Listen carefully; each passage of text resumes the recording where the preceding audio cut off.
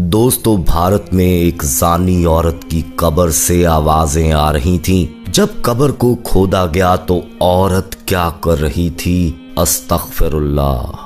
प्यारे दोस्तों, जना एक हराम काम है। इस काम से बार बार मना किया गया है और खास तौर पर शादीशुदा औरतें जब अपने शौहर को छोड़कर किसी गैर मर्द से ताल्लुक रखती हैं तो ऐसा गुनाह तो बहुत ही बड़ा गुनाह है। एक ऐसी लड़की के साथ कि जिसने आंख खोली एक मुस्लिम घराने में, लेकिन जहां पर वो रहती थी उस जगह काफिर थे, हिंदुओं की भरमार थी। इसके घर वाले बहुत शरीफ नेक थे। वो इस्लाम को अच्छा समझती ही नहीं थी। वो कहती थी कि दीन इस्लाम में औरत पर बहुत ज्यादा जबर है, आजादी ही नहीं है। खास तौर पर एक ऐसे दीनी घराने में जब वो पैदा हुई तो वहां पर तो हर कोई अल्लाह अल्लाह करने वाला, लेकिन वो खुद दीन इस्लाम को दिल से पसंद नहीं करती थी। और एक मौका उसे आखिरकार मिल ही गया। उसको इस बस्ती में रहकर हिंदू लड़कों से दोस्ती करने का। वो इस तरह इनके घर में खास तौर पर औरतों को तालीम देने का बहुत ज्यादा रुझान था, लेकिन इस तालीम का उसने गलत फायदा उठाया। घर से निकलती जरूर थी, मदरसे जाती थी, लेकिन रास्ते में उसकी दोस्ती हो गई एक हिंदू से,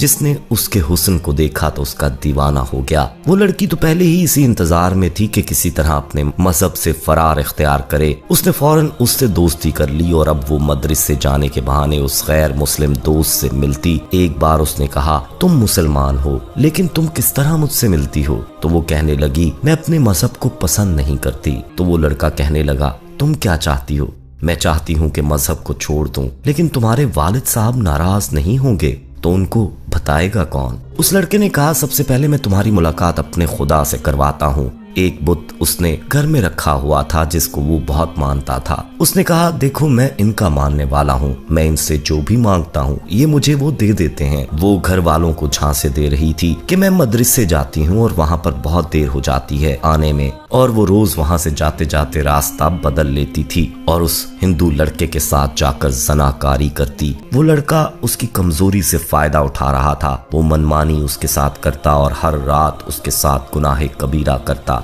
एक बार उसके वालिद साहब को शक हुआ, मुझे जरा बताओ कि तुम मदरसे जाकर क्या सीखती हो? तब दोस्तों उसने कुरान खोले बगैर कुरान करीम की तवील सूरत मुबारका की पूरी आयत पढ़कर सुना दी। यहाँ पर आप दोस्तों हैरत ज़दा होंगे कि वो लड़की तो उस लड़के के साथ रहती है, फिर कैसे उसने कुरान की इतनी तवील सूरह मुबारक याद कर ली? वो इस तरह के वो लड़का बहुत चालाक था। उसने कहा कि तुम मेरे पास आती हो, मेरे साथ रहती भी हो, मेरे बुतों की इबादत भी करना शुरू हो चुकी हो, लेकिन तुम्हें अपना कुरान भी पढ़ना है। गोया कि तुम अपने मजहब को पसंद नहीं करती, नाउजुबिल्लाह, लेकिन तुम्हें कुरान को मुकम्मल याद कर लेना चाहिए। कभी तुम्हारे वालिद साहब को अगर शक हुआ और अगर कभी उन्होंने फरमाइश की कि कुरान पढ़ने जाती हो तो बताओ कौन कौन सी सूरतें याद हैं, तो कुरान की सबसे तवील सूरत सुना देना, वो चुप हो जाएंगे। यहाँ पर अपने वालिद को तो उसने चकमा दे दिया, लेकिन क्या अल्लाह ताला को वो धोखा दे सकती? हरगिज नहीं। मेरा रब तो तन्हाई में गुजारे हुए लम्हात को भी जानता है। दोस्तों, एक रात जब वो गुनाहों के दलदल में गिरी हुई थी, वो गहरी खाई में गिरती जा रही थी, बराना हालत में थी, झूठ बोल रही थी कि मैं कुरान पढ़ती हूँ, कुरान की तालीम हासिल करती हूँ। उस लड़के के साथ पूजा करने के बाद जब आराम से उसके साथ गुनाह कबीरा कर रही थी, उसी वक्त मौत का फरिश्ता आया, उसकी रूह कब्ज कर ली। दोस्तों, वो लड़की बराना हालत में बंद कमरे में उस दोस्त के साथ मौत के मुंह में जा चुकी थी। वो हिंदू लड़का उस लड़की की अचानक मौत पर बहुत परेशान हुआ। उसको समझ न आया तो अपने घर में लड़की की बराना लाश को दफना दिया, और उधर उस लड़की के वालिदैन परेशान थे कि बेटी इस वक्त तक तो आ जाती है, बेशक रात को देर तक आती है, लेकिन अब तो बहुत वक्त हो चुका है। बहरहाल दोस्तों, आधी रात के वक्त वालिद साहब मदरसे पहुंचे और वहां जाकर मालूमात हासिल की तो पता चला कि सारी लड़कियां तो जा चुकी हैं। आखिरकार बाप को पुलिस का सहारा लेना पड़ा। सिपाही पूरे मोहल्ले में उस लड़की को तलाश करते रहे।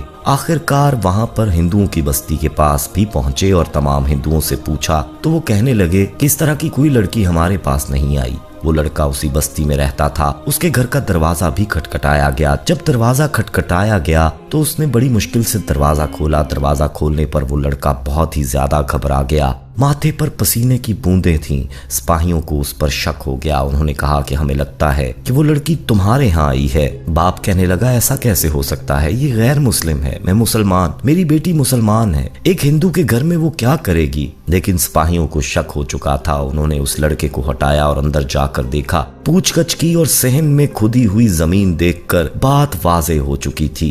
उस लड़के को आखिरकार मानना पड़ा और उसने सच बोला कि वो खुद ही मर गई।